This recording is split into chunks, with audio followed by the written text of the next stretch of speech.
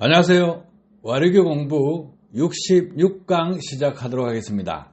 와류기 판매자들 하나같이 학습해야 된다, 학습하는 기간이 필요하다고 합니다. 그렇게 하면서 이 프로그램 속에 숨어있는 기능이 무엇인지 모르기 때문에 아무도 알 수 없다고 생각합니다. 블랙홀을 파는 거죠. 그러면 일반인들이 알지 못하는 전자제어 프로그램에 대해서 구덩이를 파놓고 밀어 넣으면 판단을 할 수가 없죠. 그래서 이 부분에 대해서 학습이라는 것은 없습니다. 보정입니다. 사항에 맞게끔 이슈 프로그램은 돌아가고 있다는 거죠. 컨트롤에서 보면 자동차 엔진에는 각종 센서가 부착되어 있습니다. 이 센서들은 환경적인 요소요, 습도, 온도 이런 부분이 연관되어 있습니다. 그리고 운전 습관으로 인해서 가속 페달 또는 운전을 거칠게 한다, 아니면 부드럽게 한다. 이 공연비가 희박하게 운전 조건을 만들 것이냐, 농후한 방법으로 운전 조건을 만들 것이냐에 따라서 보정을 합니다. 그러면 차 출고 시 엔진은 탑재되어 있습니다. 그 탑재된 상태에 그 상태가 운전 습관에 따라서 나빠질 수 있다는 거예요. 관리를 안 해줬을 때 나빠질 수 있다. 정비를 제때 안 해줬을 때 나빠질 수 있다. 이렇게 됩니다. 그러면 과거의 엔진들은 취약했어요. 하지만 기술이 발달되고 또 선진 기술이 들어감으로 해서 엔진 상태 최상의 조건으로 놓습니다. 그런데 여기서 운전자가 운전을 어떻게 하느냐, 관리를 어떻게 하느냐에 따라서 엔진 상태가 나빠집니다. 연소실 안에 카본 퇴적물이 쌓인다거나 스웰 밸브에 카본이 떡이 진다거나 하는 게 있죠.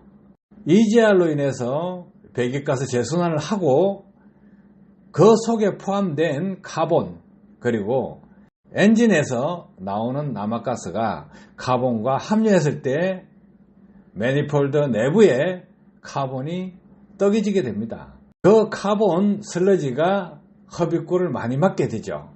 그럼 스웰 밸브 가지고 일정 부분 열어주면서 컨트롤 해 나갑니다. 그런데 그 막힘량이 30%, 40%, 50%, 60%, 70% 돼도 시동을 걸고 운행을 할 수 있습니다. 그런데 그 막힘량이 많아졌을 때 엔진의 불안전 연소는 더 일어나게 된다는 거죠. 그래서 흡입구에서 카본 슬러지가 퇴적됐다 이렇게 하면 연료 첨가제로 해서 연소실 안은 카본이 조금 청소될 수 있습니다. 그런데 그렇다고 해서 연비 개선 거의 되지 않습니다. 연료 첨가제 처음에는 세정을 목적으로 만들어 나왔는데 연료 첨가제를 넣었을 때 적극적인 반응, 연비가 올라간다거나 출력이 올라간다거나 이런 부분을 잘 느끼지 못하니까 가솔린 첨가제에는 옥탄가를 높여주고 디젤 첨가제에서는 세탄가를 높여주는 성분을 넣어서 출고를 하고 판매를 합니다. 그러면 운전자는 이렇게 하니까 힘이 좋아지고 출력이 좋아지고 연비가 좋아졌다. 그런데요, 가성비를 따져보세요. 그 한 통 얼마입니까? 가격이 비싸죠. 해서 실질적인 혜택, 운전자에게 돌아가는 혜택은 크지 않다예요. 세정 잘 시켜주지 못합니다. 해서 우리가 디젤 엔진 같은 경우에 흡기 매니폴드를 뜯어보면 카본이 떡져 가지고 있습니다. R 엔진 베이스로 유로6까지 갔기 때문에 당연히 카본이 떡이 집니다. 운전 못하면 더 많이 쌓이겠죠. 그래서 많이 막혀가 있을 때는 어떻게 해야 되겠어요? 매니폴드를 분해해서 세정을 해야 됩니다. 하지만 조금씩 끼어 있을 때는 볼을 넣고 청소한다거나 또 화학 케미칼을 사용해서 청소한다거나 해야 됩니다. 그러면 일정 주기로 클리닝을 해야 된다는 거죠. 클리닝을 했을 때 엔진 상태를 깨끗하게 해주기 때문에 그동안 운전자가 관리를 안 해서 운전을 잘 못해서 카본이 쌓여있던 것이 청소될 것입니다. 그러면 차가 컨디션이 좋아지죠. 그럼 차 출력도 올라가고 연비도 향상될 것입니다. 그래서 이 클리닝 부분을 매니폴드를 주기적으로 뜯어서 청소할 것이냐, 아니면 일정 주기마다 클리닝을 해서, 화학 클리닝을 해서 청소를 할 것이냐, 이 부분이죠. 상용차 엔진하고 성용차 엔진하고 틀리다는 거예요. 이 부분 클리닝도 주기적으로 해야 되는 부분인데, 이 부분은 운전자가 선택하는 것입니다. 클리닝, 연료 첨가제가 아닌 엔진 내부 전체를, 헛개구에서 배기구까지 전체를 한꺼번에 청소할 수 있는 것. 자, 촉매 같은데 데미지를 주지 않는 클리닝 방법을 선택하셔서 클리닝을 시켜주면 좋습니다. 클리닝을 시켜주면 엔진 상태가 좋은 상태로 돌아오겠죠.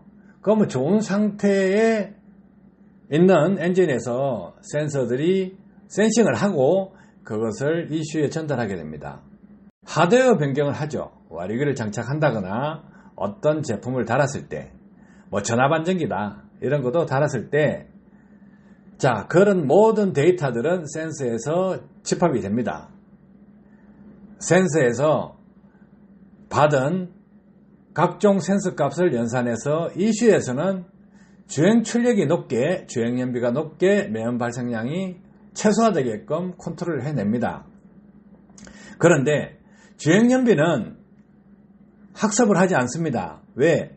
시내주행, 외곽도로, 고속도로, 운전자 습관 이런 부분이 다 연관되기 때문에 연비가 낮다고 해서 연비 높여주기 위해서 ECU의 프로그램이 반영되어 있지 않다는 거죠. 다만 주행 출력이 떨어지지 않게끔 연료 사용량을 줄일 거냐 늘릴 거냐 하게 됩니다.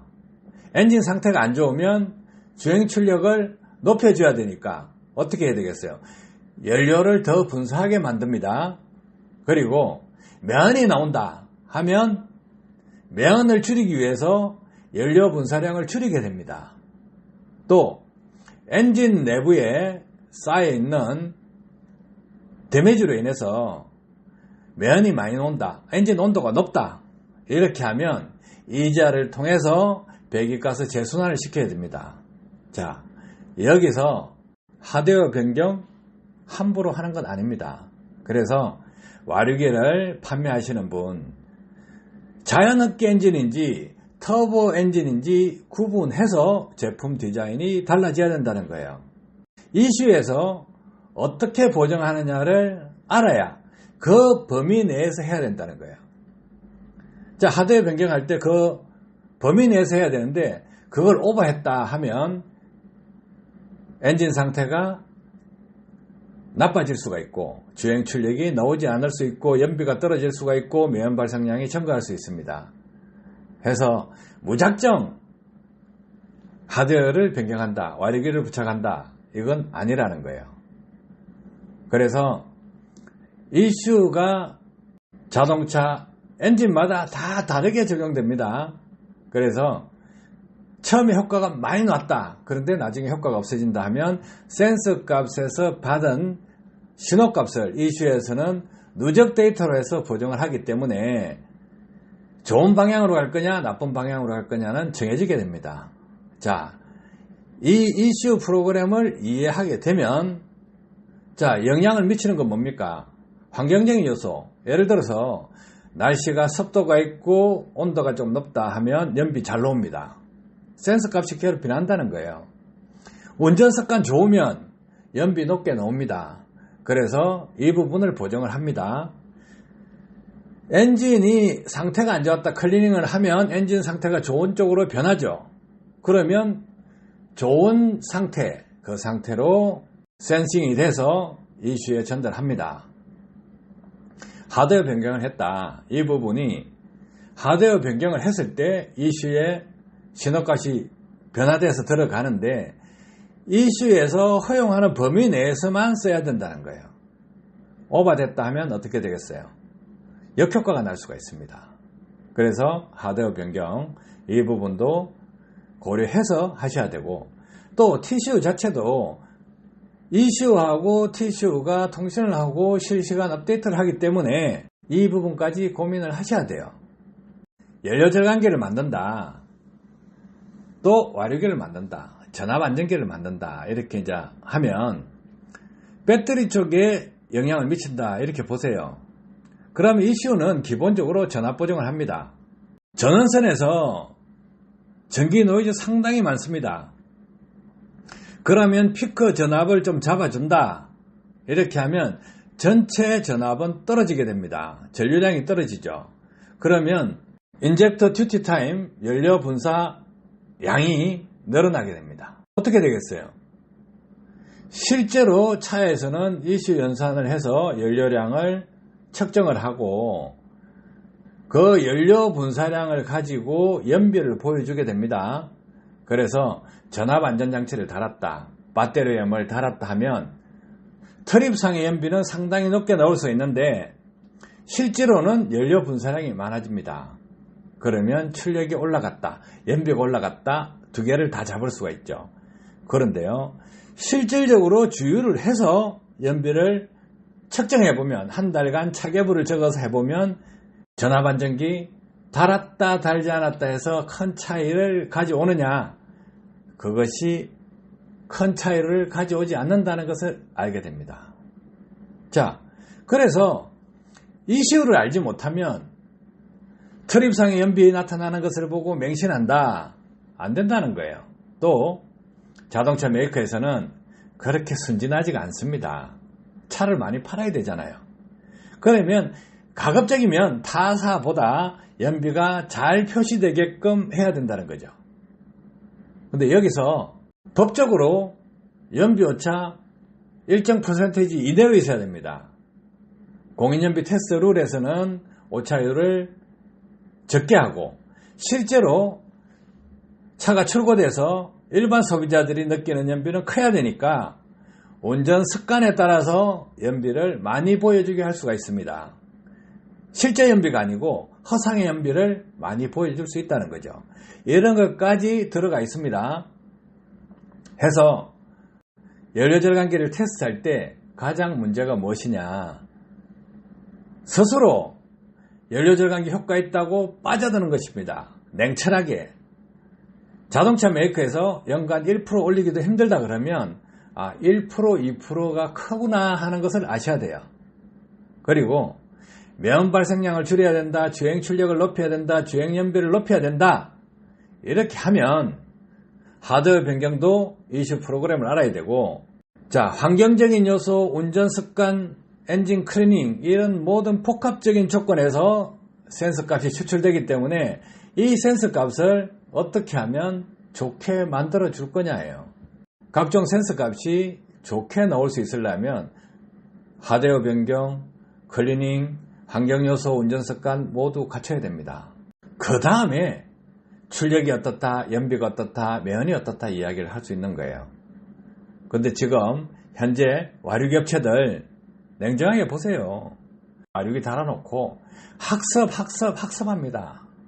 무엇을 학습합니까? ECU 프로그램은 고정되어 있어요.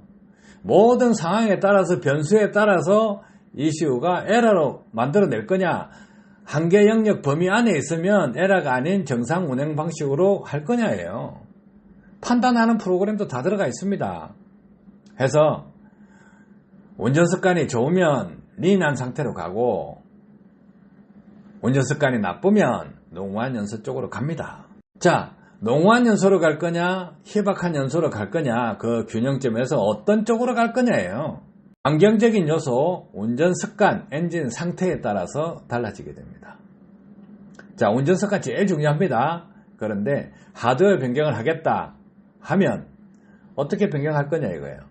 ECU 프로그램이 허용하는 범위 내에서 해야 된다는 거.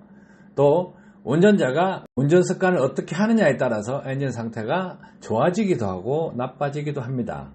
그래서 차를 처음에 뽑으면 엔진 길들이기 해라 하죠. 장거리 쭉 타라 그러죠.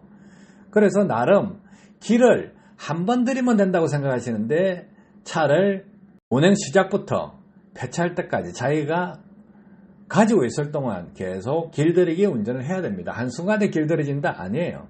꾸준하게 차를 효율적으로 사용하는 방법을 선택해서 써야 엔진 상태가 최상의 조건으로 유지됩니다.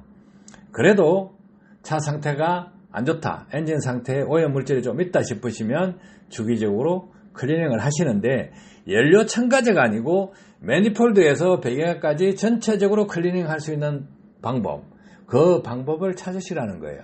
그렇게 하시면 차량 관리 정상적으로 하시는 것이고, 출력과 연비와 매연을 동시에 컨트롤할 수가 있을 것입니다.